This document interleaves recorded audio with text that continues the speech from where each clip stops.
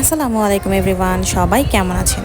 শুক্রবারের সকাল মানেই কিন্তু একটা অন্যরকম সকাল। আর আজকের সকালটা ছিল আরও সুন্দর, কারণ আজকে ছিল একদম বৃষ্টি ভেজা একটা সকাল।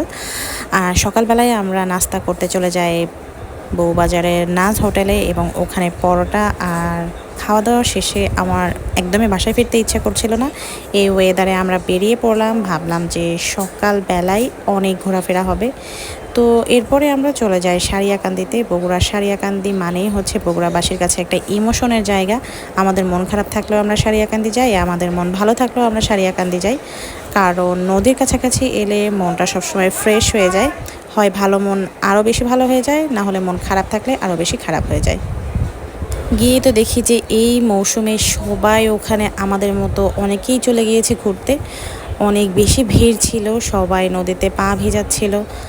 আর এমন একটা ওয়েদার আমার অনেক বেশি ভালো লাগছিল। আমিও কিছু ছবি তুলে নিলাম। আর আপনারা তো জানেনই যে আমি প্রকৃতির কাছাকাছি থাকতে ভালোবাসি। আর এই রকম একটা ওয়েদারে এক কাপ চা না হলেই নয়। আমার মনে চাচ্ছিল যে এই নদীর পাড়ে বসে আমি যদি চা খেতে পারতাম তাহলে আরও ভালো লাগতো।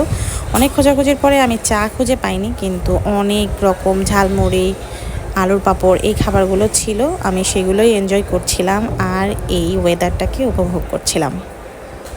আকাশ আর নদীটা কোথাও যেন গিয়ে মনে হচ্ছিল মিলে গিয়েছে, একত্র হয়ে গিয়েছে। এতটা সুন্দর লাগছিল পুরো পরিবেশটা, আমাকে আরও অনেক বেশি ভাবিয়ে তুলছিল।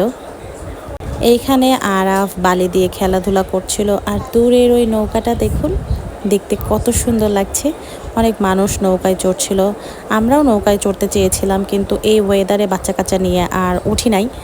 তো এরপরে চোখে পড়ে হচ্ছে এই রেস্টুরেন্টটা। এটা নদীর মধ্যে একটা ভাসমান রেস্টুরেন্ট ছিল। আর এখানে দেখি যে একটা পাখি বসে আছে, এটা মেবি ঈগল পাখি, আই ডোন্ট নো, মানে আমি শিওর না যে এটা কী পাখি। তো এরপরে এই যে বাঁশের ব্রিজটাতে করে কিন্তু এই রেস্টুরেন্টটাতে পৌঁছাতে হয়, যেটা অনেক বেশি ভয়ঙ্কর ছিল। আস্তে আস্তে সন্ধ্যা হয়ে আসে, আর প্রকৃতির রূপ যেন আরও বেশি বাড়তে থাকে, কারণ চতুর্দিকে অন্ধকার হয়ে আসছিল।